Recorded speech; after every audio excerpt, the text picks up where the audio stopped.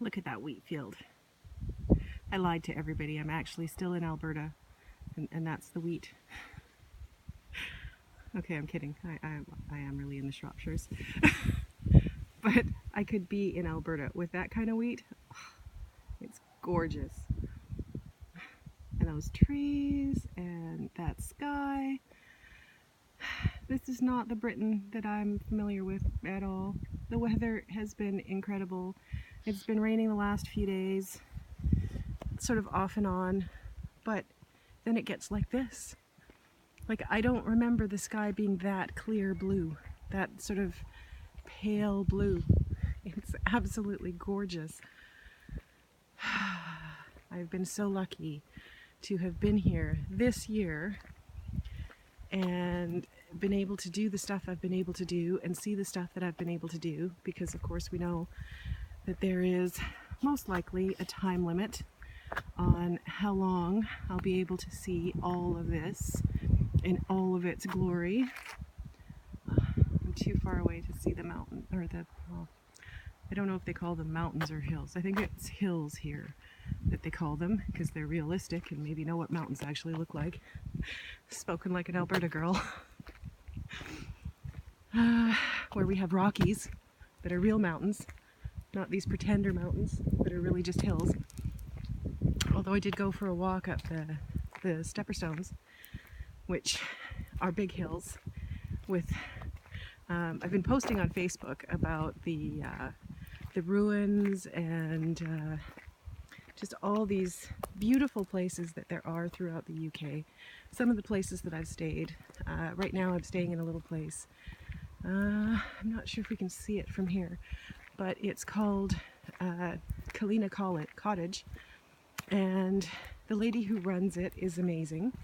She's like a Reiki instructor, and does the bars and all these other different healing alternative medicine kind of stuff, but it's not just to heal physical complaints, it's also to heal sort of spiritual and emotional complaints.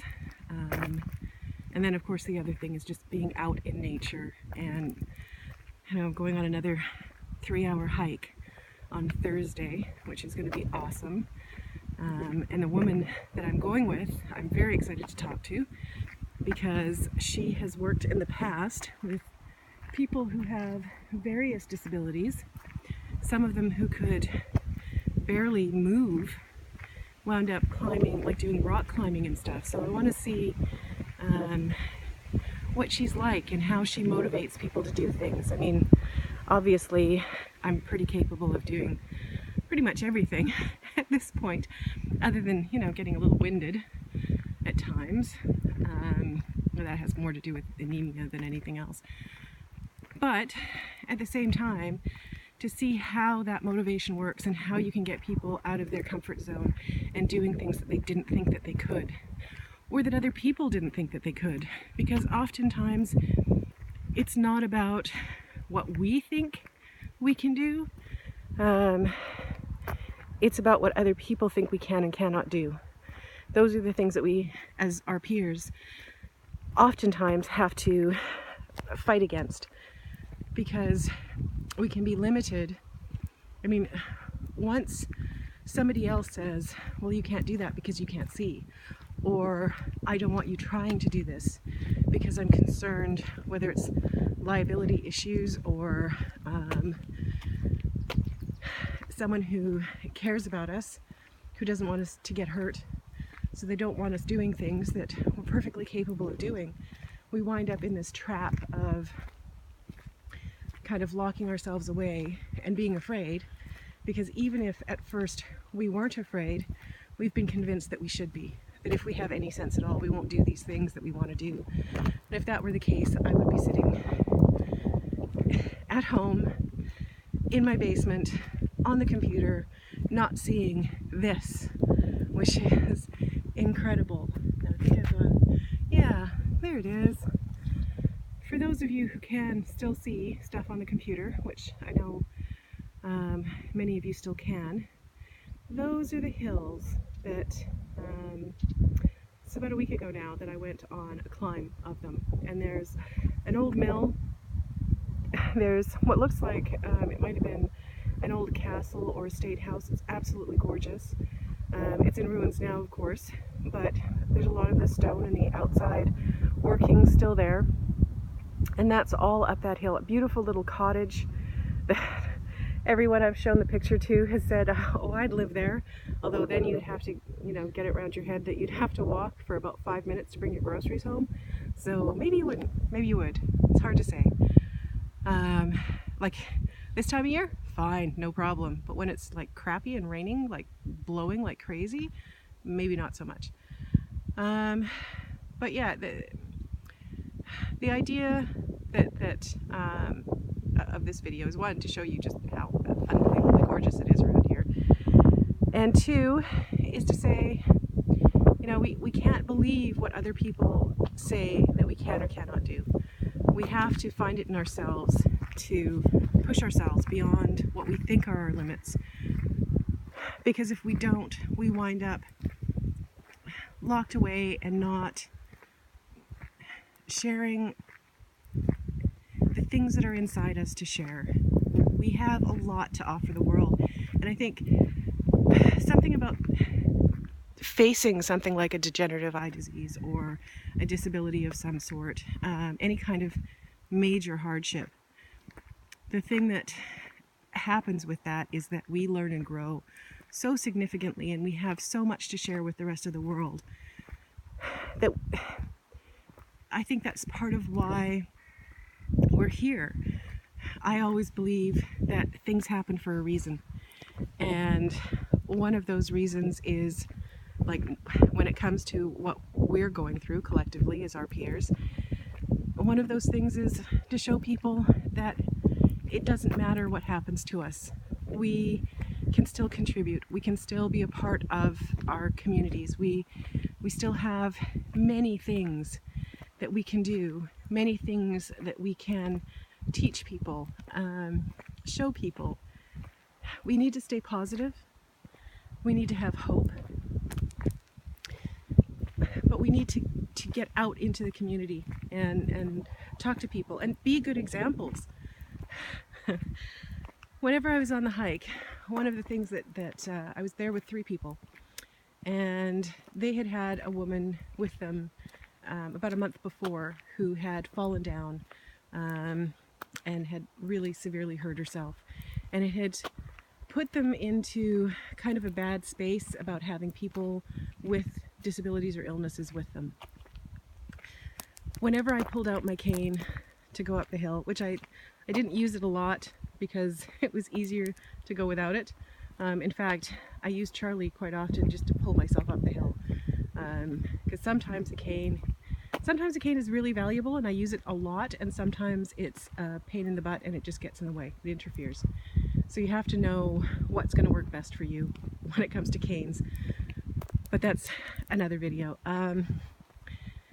But the point, like the story I was telling is, one of the women knew that it was going to be blind girl on a hill, and the other one didn't.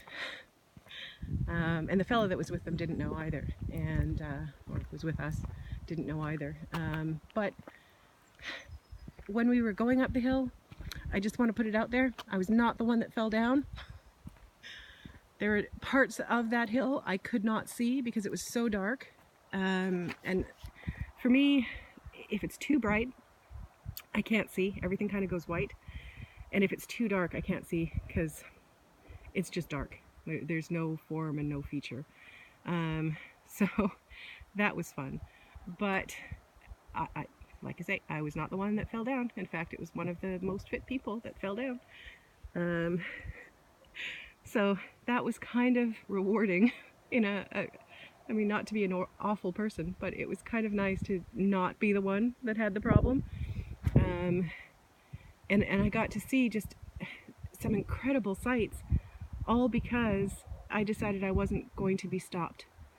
And if there's any message that I can put out there today, it's don't stop. Don't let yourself be stopped. Get out there, see this, especially when you have time. if your eyes are still functioning enough that you can take this in.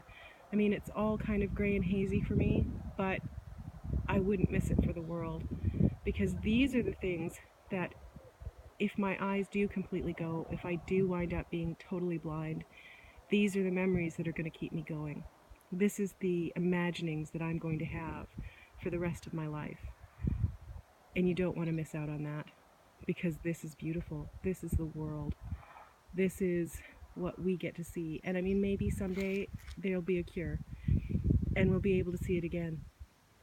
But how will we know where it is? And how will we know what lights us up if we don't get out there now and see as much as we can and do as much as we can? Be the example to other people. When those women discovered that I was fine and that I just kept going, they were all blown away. They all couldn't say enough good things about me. And even afterwards, they had met up with the fellow that was with them, and he also was saying about, how amazing I was because I was able to do this. Now, I don't see myself as brave or amazing or any of those things. I just see myself as a living example of what can be achieved by those of us who choose to go out and be an example. And I encourage every one of you, our peers, to go out there and be the best that you can be, and try everything that you want to try, do everything that you want to do, and don't give up. And there's a huge community of us that are there to support you and encourage you. And I can't say enough about it, because every time one of us gets out there and shows that we can do it, it means that it clears the way for the next person. So, the next time somebody with an eye disease comes to Kalina Cottage, Hillary isn't going to be afraid, isn't going to be concerned about them going up and down the stairs, isn't going to be concerned about, the liability of having them in her home or taking them on walks or doing any of the treatments or doing yoga or any of those things, because I've been that example for the next person. So the next person should have an easier time. So our peers, I encourage you, I beg you, get out. Show people what you're capable of, because you are capable of much. From the Shropshires, have a great day.